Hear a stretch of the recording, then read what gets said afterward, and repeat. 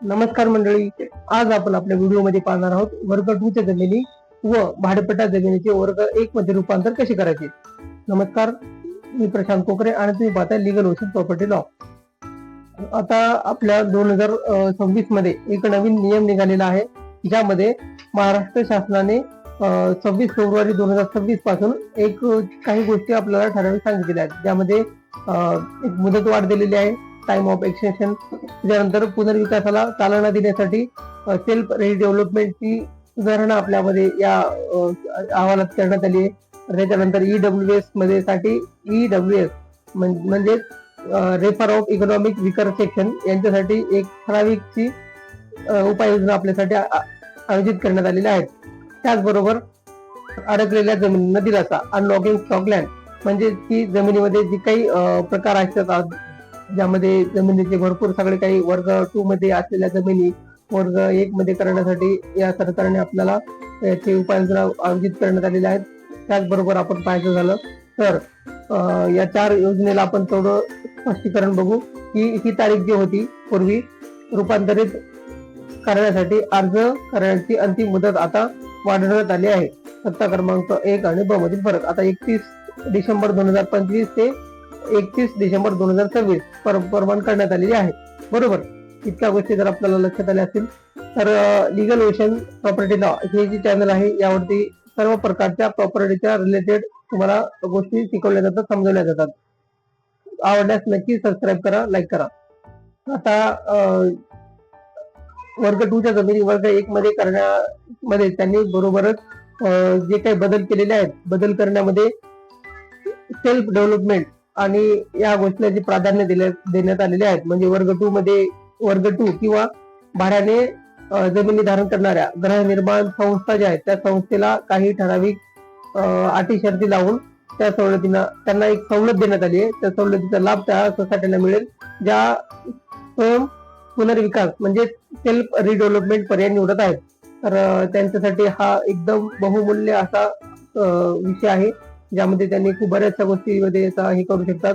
आता जे काही याला विशेष सवलत देण्यात आलेली आहे, नोंदणी क्रमांक 4 अनुसार आर्थिकदृष्ट्या दुर्बल घटकासाठी EWS शासनाने रूपांतरित अधिनियम प्रीमियम अत्यंत कमी करण्यात आलेले आहे. आता हे बघा, 300 चौरस फूट ज्याचं कार्पेट एरिया आहे, 350 चौरस फूट कार्पेट पेक्षा कमी असलेले जे काही तुमचे हे असेल क्षेत्र असेल, त्या क्षेत्रामध्ये तुम्हाला फक्त मुबलक 5% हे भरायचे आहे. प्रीमियम नुसार तुमचं जी काही आर्थिक सवलत देण्यात आलेली आहे, तर त्या 5% प्रचलित वार्षिक दर विवरण रिडक्शन रेटच्या केवळ 5% आणि ज्यांना दंड स्वरूपामध्ये जे आहे, ज्यांना वर्ग 2 च्या जमिनी काहीतरी दंड स्वरूपामध्ये आहेत, तर त्यांना 75% ची रक्कम भरायची आहे. आता यांनी कोणकोणत्या गोष्टी मार्गी लावलेल्या आहेत त्या जर बघायच्या झाल्या तर न्यायालयीन प्रकरणे जी काही कोर्ट केसेस ज्या आहेत, त्या कोर्ट केसेसला चालना मिळण्यासाठी यांनी हा पाऊल उचललेला आहे. वर्ग 2 च्या जमिनी वर्ग 1 मध्ये करायच्या. त्याचबरोबर विकास योजनेमध्ये जे काही डेव्हलपमेंट प्लॅन आहेत ते नियोजन प्राधिकरणाने बदल केलेले आहेत. त्याचबरोबर भोगवटा दराच्या नियंत्रणाबाहेरची कोणतीही कारणे जर असेल तर अशा जमिनीसाठी वर्ग 1 मध्ये करण्याची तुम्हाला अत्यंत अशी एक ठराविक संधी दिलेली आहे, ज्यामध्ये 3 गोष्टीची पूर्तता करणं तुम्हाला आवश्यक आहे. ज्यावेळी तुम्ही अर्ज करता त्यावेळी हे लक्षात ठेवायला पाहिजे की वेळ जमीन प्रदान केल्यानंतर दिनांकापासून 10 वर्षाचा कालावधी पूर्ण झालेला असावा. बरोबर, ही जी गोष्ट तुम्ही करताय, जी गोष्ट तुम्ही वर्ग 2 च्या जमिनी वर्ग 1 मध्ये करताय, तर त्याला कमीत कमी 10 वर्षापर्यंत वेळ झालेली असावी. त्यानंतर दुसरं म्हणजे हमीपत्र अंडरटेकिंग, जमीन मूळ प्रयोजनातच वापरली जाईल असे हमीपत्र देणे आवश्यक आहे. म्हणजे जमीन जर आपण राहण्यासाठी वापरत असेल तर ती राहण्यासाठी देतोय म्हणून एक हमीपत्र आपल्याला देणं गरजेचं असतं. त्याचबरोबर प्रमाणपत्र CC संबंधित नियोजन प्राधिकरणाकडून प्लॅनिंग अथॉरिटी बांधकाम प्रमाणपत्र देणं, कम्प्लिशन सर्टिफिकेट प्राप्त करणं अत्यंत गरजेचं आहे. जसं की आता कम्प्लिशन सर्टिफिकेट बांधकाम परवाना जे अथॉरिटी आहेत आपल्या प्लॅनिंग अथॉरिटी, तर त्यांच्याकडून जर आपल्याला एक कम्प्लिशन सर्टिफिकेट मिळालं असेल बांधकाम परवान्याचं, ते आपल्याला मिळणं तिथं बंधनकारक आहे. आता हे बघा, आता सोप्या पद्धतीनं हे किचकट प्रकार जो आहे तो सोप्या पद्धतीने तुम्हाला मी सांगेल. आता ऍप्लिकेशन कसं करायचं? अर्जदाराने जिल्हाधिकाऱ्याकडे म्हणजे डिस्ट्रिक्ट कलेक्टरकडे आवश्यक कागदपत्राची सर्व कागदपत्रे ची पूर्तता करायची, बरोबर. त्याच्यानंतर पूर्व परवानगी जिल्हाधिकारी हा राज्य शासनाकडे पाठवतील. आता आपण जे काही डॉक्युमेंट वगैरे आहेत, ऍप्लिकेशन अर्ज असेल आणि त्याच्यासोबत लागणारे जे काही आवश्यक कागदपत्रे आहेत ते आवश्यक कागदपत्रे आपण जिल्हाधिकाऱ्याकडे द्यायचे. दुसरं म्हणजे जिल्हाधिकारी हा सर्व काही शासनाकडे जे काही प्रकार आहे तो तुमचा घेऊन शासनाकडे पाठवेल आणि राज्य शासन लेखी कारणाची नोंद करून परवानगी देईल किंवा नाकारेल.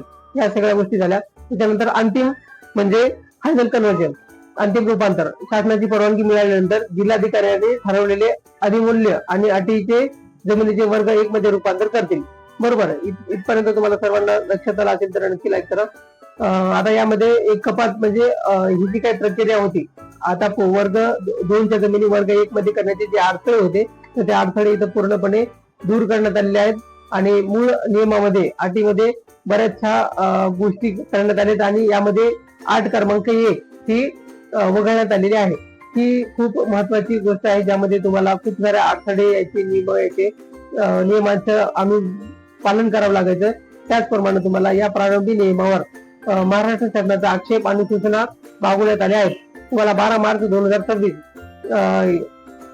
2026 पर्यंत तुम्हाला जी काही वाटत असेल वर्ग 1च्या जमिनीमध्ये करण्यासाठी तुम्हाला जी काही अडचण वगैरे असेल तर तुम्हाला संपर्क साधायचा आहे.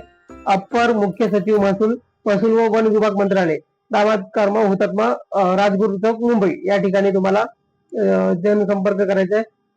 त्याचबरोबर 12 मार्च 2026 किंवा त्यानंतर शासन याचा विचार करेल, बरोबर. जी काही तुम्हाला म्हणायचं असेल तर ते आता तर 12 मार्च तर होऊन गेली, त्यामुळं तुम्ही नक्की त्या गोष्टीचा विचार करायला हवा. ओके.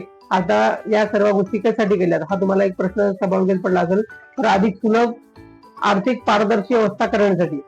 आता यामध्ये मुदतवाढीमध्ये मिळालेला 1 वर्षाचा अतिरिक्त वेळ, बरोबर. आता तुम्हाला जो काही वेळ मी सुरुवातीला तुम्हाला सांगितला होता की 31 डिसेंबर 2026 पर्यंत हा वेळ देण्यात आलेला आहे आणि यामध्ये पुनर्विकास आणि ईडब्ल्यूएसचा दिलेला भक्कम पाठबळ, 10 वर्षापासून अडकलेले जे काही प्रकरण आहेत त्या 10 वर्षापासून अडकलेल्या प्रकल्पांना एक संजीवनीचं काम आता हे आपला व्हिडिओ करणार आहे.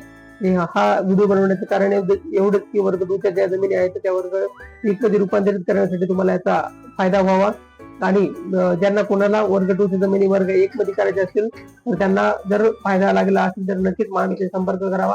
माझं नाव ऍडव्होकेट प्रशांत कोकरे. तुम्ही जर कमेंट करा, मी तुम्हाला माझा नंबर देईल आणि व्हिडिओ आवडल्यास आणि ज्यांना आवश्यकता असल्यास त्यापर्यंत हा व्हिडिओ पोहोचवा. थँक्यू.